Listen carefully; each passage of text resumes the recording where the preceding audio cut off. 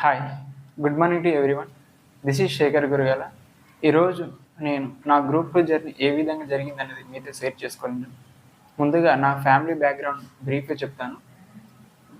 మాది Wanaparthy district, Gopalpet mandal, Lakshmidevipalli village. మా అమ్మ నాన్నలు వ్యవసాయ పనులు చేశారు. వాళ్ళు ఏం చదువుకోలేదు. అక్షరం అంటే ఏంటో కూడా తెలియదు. సంతకం కూడా పెట్టడానికి రాదు.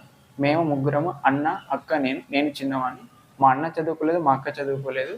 కాబట్టి వాళ్ళు వ్యవసాయ పనులు చేసుకుంటారు. నన్ను ఒక్కనో అంటే నేను గొప్పవాడి కావాలని చదివించారో, లేకుంటే వీడు చిన్నోడు కదా ఖాళీగా ఉండొద్దు అన్నట్లు బడికి పంపించారు, నాకైతే తెలియదు. అమ్మ వాళ్ళు బడికి పంపించారు. 1 to 5th వరకు మా విలేజ్లోనే. 6th to 10th తుడుకుర్తి విలేజ్, నగర్కన్ డిస్టిక్లో చదువుకున్నాను. ఇంటర్మీడియట్ వనపర్తి జాగ్రత్త జూనియర్ కాలేజ్, సిఈసి గ్రూప్ చదివాను.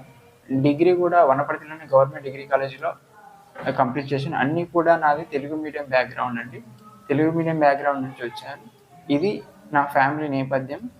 డిగ్రీ 2020లో అయిపోయిన తర్వాత నేను కరోనా వల్ల అప్పుడు ఇంటికాడనే ఉండి 2021లో మధ్యలో అది మన బ్యాంక్ కోచింగ్కి వచ్చాను. బ్యాంక్ కోచింగ్ వస్తే నాకు మ్యాథ్స్ రాకపోవడం వల్ల నేను ఒక 3-4 నెలలు బ్యాంక్ కోచింగ్ తీసుకుని వదిలేసి గ్రూప్ సైడ్ వచ్చాను. గ్రూప్ సైడ్ ఎందుకు వచ్చానంటే ఆ మ్యాథ్స్ రావట్లేదు. అప్పుడు బ్యాంక్ కోచింగ్ ఉన్నప్పుడు సెల్ఫ్గా తెలుసుకున్నాను. అంటే గ్రూప్స్ అంట, గ్రూప్ 2 గ్రూప్ 1 ఉంటాయంట, ఇలా పాలిటీ హిస్టరీ ఉంటాయంట. అప్పటి వరకు నాకు పాలిటీ హిస్టరీ చదివిన వాడినే, కానీ నా గ్రూప్ 2లో ఆ సబ్జెక్ట్ ఉంటామని తెలియదు. అవన్నీ సెల్ఫ్గా తెలుసుకొని నా ప్రిపరేషన్ స్టార్ట్ చేశాను. ఎప్పుడు 2021 అక్టోబర్, నవంబర్ ఆ టైంలో స్టార్ట్ చేశాను.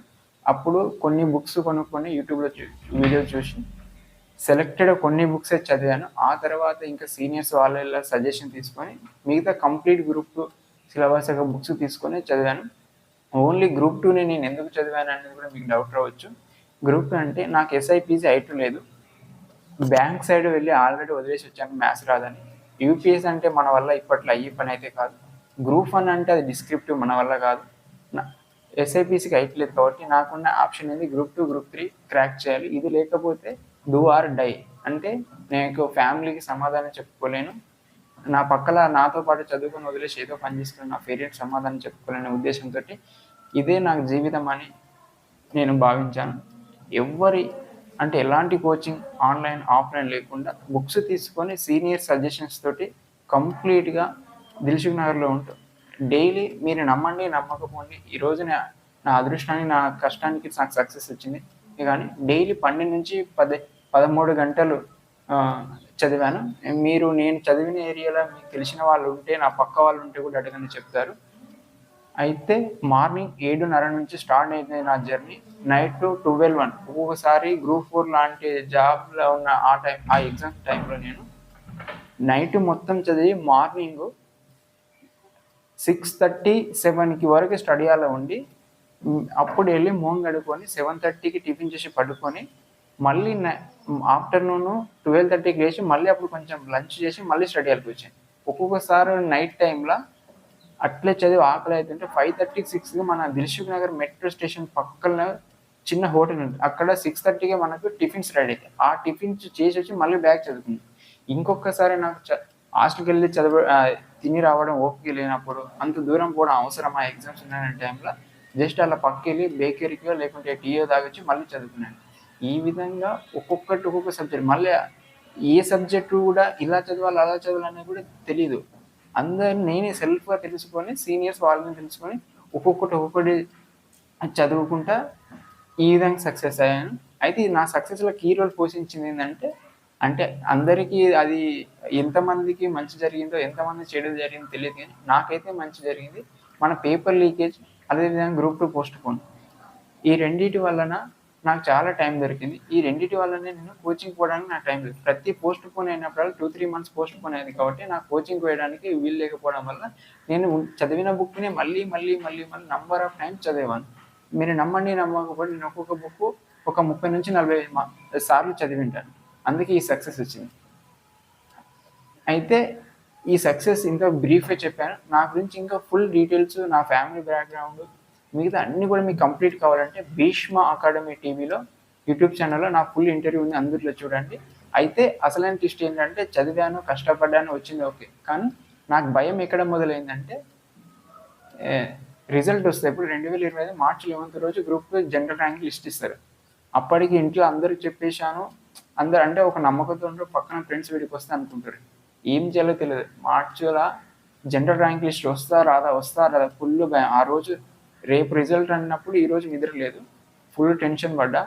కానీ అంటే అన్ని రోజులు ఎగ్జామ్ చదివి టెన్షన్ పడి ఆ నిద్రలేని రాత్రులు గడిపినాం కంటే ఆ రోజు రిజల్ట్ వచ్చే రోజు ఒక రకమైన యాంగ్జైటీ ఎలా ఉంటుందంటే నా మాటల్లో వర్ణించలేను.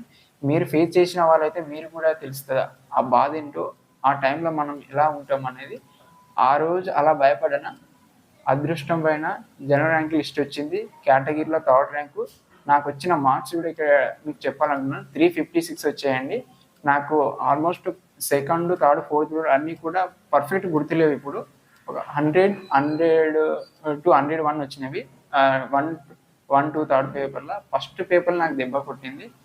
ఫస్ట్ పేపర్లోనే దాదాపు ఎంత వచ్చినా అంటే చాలా తక్కువ, అంటే 54, 55 వచ్చేవి. నాకు పర్ఫెక్ట్ మార్క్స్ గుర్తులేవు. ఎందుకు నేను ఇంత తక్కువ స్కూల్స్ ఓపెన్లో సెలెక్ట్ కాకుండా ఒక 3-4 ఇయర్స్ చదివినా ఎందుకు కేటగిరీలో సెలెక్ట్ అయినా అని చెప్పాలి అంటే నాకున్న వరకు నా హార్డ్ వర్క్ నేను చేశానండి. మీరు ఎవరినైనా అడగండి, ఒక 150 మార్క్స్కి గ్రూప్ 2 లాంటి అంత టఫెస్ట్ ఎగ్జామ్లో 100 క్రాస్ చేసినట్టే నాటే జోక్. కింద కామెంట్ పెడుతున్నారు, రిజర్వేషన్ వచ్చిన వాళ్ళు కదా యూట్యూబ్ ఛానల్ పెడుతున్నారు, క్లాసులు చెప్తున్నారు అని అంటుంటారు. నాకెందుకు ఆ తక్కువ స్కోర్ వచ్చిందంటే మనం వచ్చింది తెలుగు మీడియం బ్యాక్గ్రౌండ్. అక్కడ గ్రూప్ 2లో ఇచ్చిన గ్రామర్ ఎట్లా ఇచ్చిందంటే దాదాపు యూపీఎస్సీ వాళ్ళు కూడా చేయలేని విధంగా. మీరు చేసిన వాళ్ళు ఎగ్జామ్ రాసిన వాళ్ళు ఒకసారి చూడండి, మీదే నాతో పాటు రాసిన వాళ్ళు కూడా ఎంత హార్డ్ ఉందో. నాకు రీజనింగ్ అంటే అంతంతా మాత్రమే వస్తుంది. నాకు వచ్చిన ఒక రీజనింగ్ ఎలా ఉంటుందంటే ఒక చిన్న రీజనింగ్ ఇచ్చిందంటే మీకు ఈజీ ఉండవచ్చు, కానీ నేను అది చేయాలంటే నాకు 1/2 అవర్ కావాలి. ఆడినదే 150 నిమిషాలు. అయితే నాకు 22, 23 వచ్చిన రీజనింగ్లో నాకు కేవలం ఎన్ని మార్క్స్ వచ్చినాయి అంటే 6 మార్క్స్ వచ్చినాయి. అక్కడ దెబ్బ పడిపోయింది. 20+ వచ్చిన గ్రామర్లు ఎన్ని వచ్చినావంటే 8, 9 వచ్చినాయి. ఈ రెండు సబ్జెక్టులలో నాకు దెబ్బ పడడం వల్ల 356 మార్క్స్ వచ్చి నేను కేటగిరీలో సెలెక్ట్ అయ్యాను. కానీ ఇందులో నాకు ఒక 10 నుంచి 15 మార్క్స్ కవర్ అంటే కేవలం గ్రామరు రీజనింగ్లో కవర్ అంటే ఈరోజు దాదాపు 380, 390 ఉంది. స్టేట్లో 200-300 ర్యాంక్ లోపు ఉన్నాయి. నాకు స్కోర్ తక్కువ రావడానికి మెయిన్ రీజన్ ఈ 2 సబ్జెక్టుల వల్లే నాకు స్కోర్ తక్కువ వచ్చింది. మీరు అందరూ అర్థం చేసుకోగలరని అందుకే నేను నా ప్రతి వీడియోలో ఆ రెండింటిని ఫోకస్ చేసి ఆ పేపర్ని ఎలా చదివాలని దాన్ని మీకు చెప్తున్నాను. ఇది నా మార్క్స్ డీటెయిల్స్. చాలామంది అడుగుతున్నారు. నాది 7th జోను ఇదే అండి. ఇక ఆ జనరల్ ర్యాంకింగ్ లిస్ట్ అయిపోయిందా? అదే అయిపోయింది. కానీ మళ్ళీ 1:1 పిలుస్తున్నాడు. అంటే ఎవరికి జాబ్ వస్తే వాళ్ళే పిలుస్తానని చెప్పింది టీజీపీఎస్. మళ్ళీ అదొక టెన్షన్. 1:1 వస్తారా రాదా? అసలు news paper general ranking list వచ్చినప్పుడే న్యూస్ పేపర్ రాసేసారు.